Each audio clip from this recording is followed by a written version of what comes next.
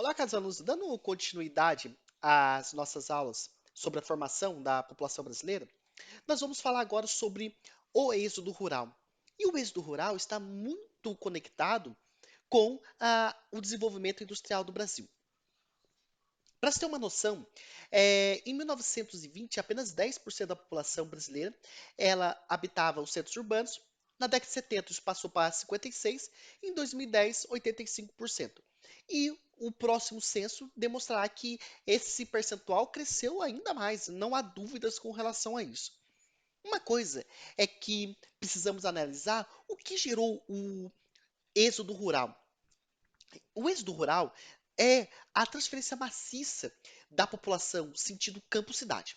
Então, nós tivemos, com o crescimento industrial na região sudeste do Brasil, o fluxo migratório de pessoas que vinham nas zonas rurais para esses centros urbanos, inclusive de cidades que receberam indústrias na qual havia a transferência da população sentido campo-cidade dentro do próprio município. Um exemplo disso é Taubaté, aonde com a instituição, com a criação da Companhia Taubaté Industrial aqui em nosso município, e depois com a Companhia de Chuta Taubatiana, Fita e Juta, e depois a fábrica de botões Corosita, houve uma transferência da população que vivia na zona rural de Taubaté para os centros urbanos, objetivando trabalhar nessas grandes indústrias. O mesmo aconteceu em escala nacional, ou seja, grande parcela da população se deslocavam nessas cidades e começaram a crescer economicamente, São Paulo e Rio de Janeiro. O grande problema é que o Estado não se preparou para essa recepção em larga escala da população vinda do campo.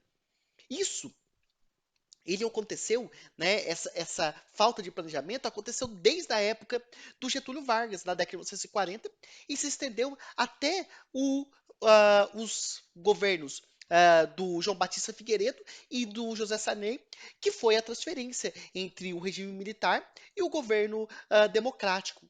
Então, essa transferência em larga escala, ela inchou os centros urbanos, ela fez com que a população crescesse a cidade crescesse de forma desordenada, foram construídas moradias em áreas, né, de mananciais, topo de morro, e tudo isso, né, dentro de ah, de um contexto de clandestinidade, deu origem ao que hoje são as periferias.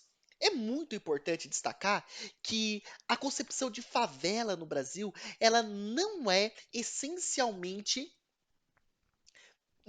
ela tem o seu início na época do êxodo rural. No Rio de Janeiro, a primeira favela do Brasil foi a favela do Morro da Providência. Inclusive, eu vou deixar aqui uma indicação para vocês do Eduardo Bueno, para vocês compreenderem um pouco dessa gênese da submoradia no Brasil. Na prática, as primeiras favelas, principalmente aquelas ocupadas no Morro da Providência, se iniciaram na Guerra do Paraguai, se expandiram com a Guerra de Canudos e depois, com o crescimento industrial do Rio de Janeiro, principalmente quando houve a criação de grandes indústrias, das industrialização de base que o Brasil passou durante o período de Vargas, é que a população que vive nas favelas explodiu no Brasil, né, no Rio de Janeiro.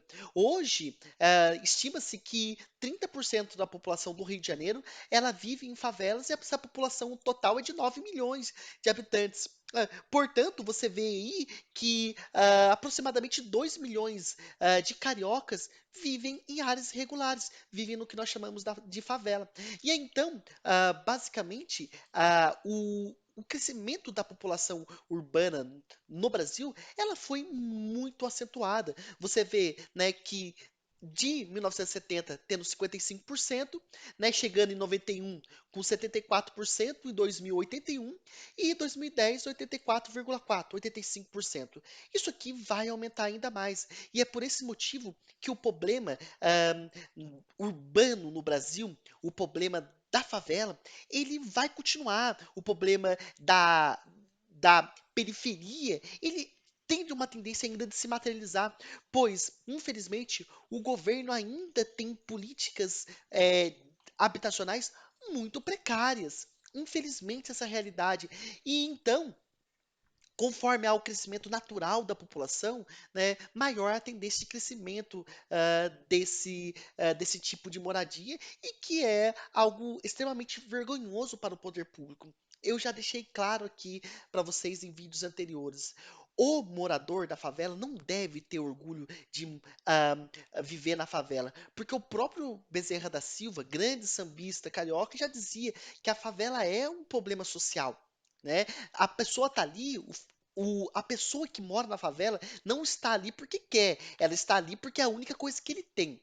Porém, os políticos, os governantes, esses sim deve ter vergonha na cara de olhar para uma favela.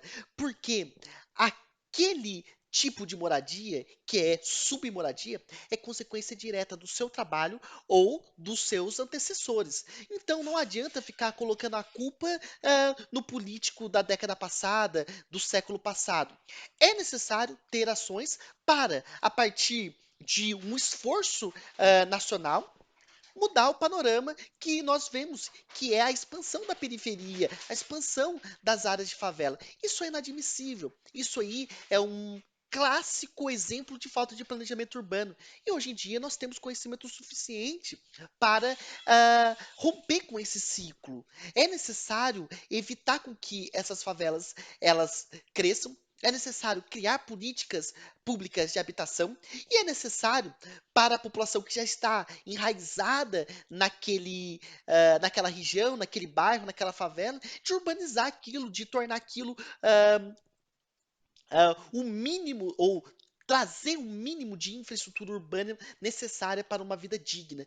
Porque é complexo. Vamos supor numa hipótese, vamos acabar com uma favela X, por exemplo, no município do Rio de Janeiro. Por exemplo, Rocinha, 300 mil habitantes.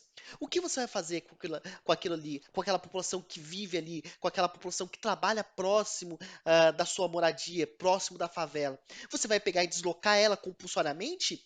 Você vai prender ela e vai colocar ela num novo bairro, num outro município onde tenha ah, uma habitação que segue as regras básicas de construção civil? Não tem como fazer isso. O indivíduo ele tem suas liberdades individuais.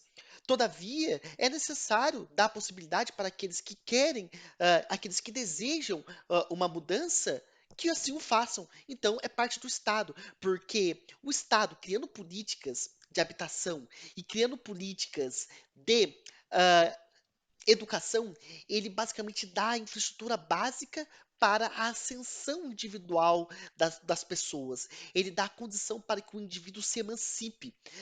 A moradia e a educação são algo básicos e são inalienáveis. Tem que ser investido, tem que colocar dinheiro nesses dois aspectos, além, obviamente, que de segurança pública. Então, quando você tem esse conjunto de infraestrutura junto com saúde, você tem as condições básicas para o desenvolvimento do país. E também temos, obviamente, que o fluxo chamado fluxo migratório pendular é aquele que as pessoas moram numa cidade e, por exemplo, trabalham em São Paulo e vão e voltam todo dia para o seu trabalho. Em geral, em regiões metropolitanas isso acontece.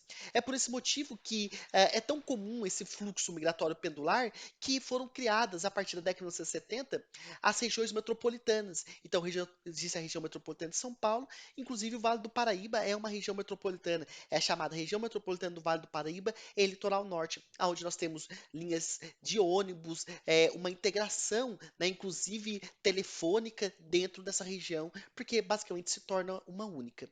E por último, para encerrar o nosso módulo, vamos falar no caso da imigração, aqueles que vão buscar a vida em outros países. Isso aqui se acentuou muito no Brasil após a década de 1980, quando nós estávamos na década perdida, então o brasileiro começou a imigrar.